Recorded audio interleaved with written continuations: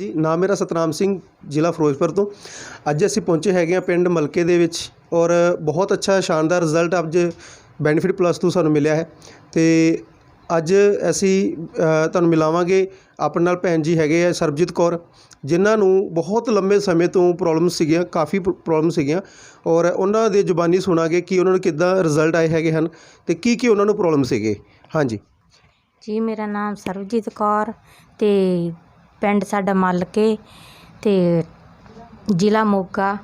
ਅਤੇ ਮੈਂ ਸ਼ੁਰੂ ਦਵਾਈ ਕੀਤੀ ਹੈ ਅਤੇ ਮੇਰੇ ਦੇ ਨਾਲ ਬਹੁਤ ਜ਼ਿਆਦਾ ਮੈਂ ਠੀਕ ਹੈਗੀ ਹਾਂ। ਅਤੇ ਮੈਨੂੰ ਇੱਕ ਡੱਬੀ ਨਾਲ ਖਾਣ ਨਾਲ ਮੈਨੂੰ ਬਹੁਤ ਜ਼ਿਆਦਾ ਫਰਕ ਹੈ।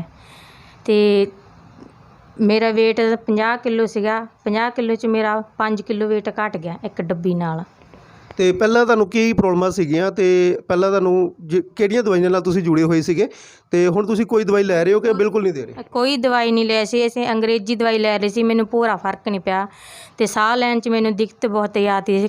ਖੰਘ ਦੀ ਵੀ ਮੈਨੂੰ ਬੜੀ ਆਦਤ ਸੀ। ਕਿੰਨੇ ਸਮੇਂ ਤੋਂ ਤੁਹਾਨੂੰ ਪ੍ਰੋਬਲਮ ਸੀ ਇਹ ਖਾਂਸੀ ਦੀ? ਮੈਨੂੰ ਬਚਪਨ ਤੋਂ ਛੋਟੀ ਜਿਹੀ ਸੀਗੀ, 7 ਸਾਲਾਂ ਦੀ ਸੀਗੀ ਜਦੋਂ ਦੀ ਮੈਨੂੰ ਖੰਘ ਹੋਈ ਸੀਗੀ। ਅਤੇ ਉਹ ਤੋਂ ਬਾਅਦ ਅਸੀਂ ਅੰਗਰੇਜ਼ੀ ਦਵਾਈ ਲੈਂਦੇ ਰਹੇ, ਮੈਨੂੰ ਕੋਈ ਫਰਕ ਨਹੀਂ ਪਿਆ।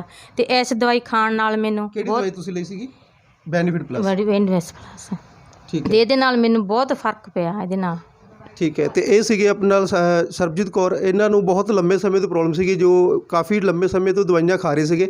ਬੈਨੀਫਿਟ ਪਲੱਸ ਦਾ ਪ੍ਰੋਡਕਟ ਇਹਨਾਂ ਨੇ 1.5 ਮਹੀਨਾ ਜਿਹੜਾ ਯੂਜ਼ ਕੀਤਾ, ਅੱਜ 5 ਕਿਲੋ ਇਹਨਾਂ ਨੇ ਵੇਟ ਘਟਾਇਆ। ਔਰ ਜੋ ਅਸਥਮਾ ਦੀ ਪ੍ਰੋਬਲਮ ਸੀਗੀ ਔਰ ਲੰਗਸ ਦੀ ਬਹੁਤ ਲੰਬੇ ਸਮੇਂ ਤੋਂ ਇਹਨਾਂ ਨੂੰ ਦਿੱਕਤ ਸੀਗੀ, ਅੱਜ ਬਿਲਕੁਲ ਠੀਕ ਨੇ। ਸੋ ਧੰਨਵਾਦ, ਥੈਂਕ ਯੂ।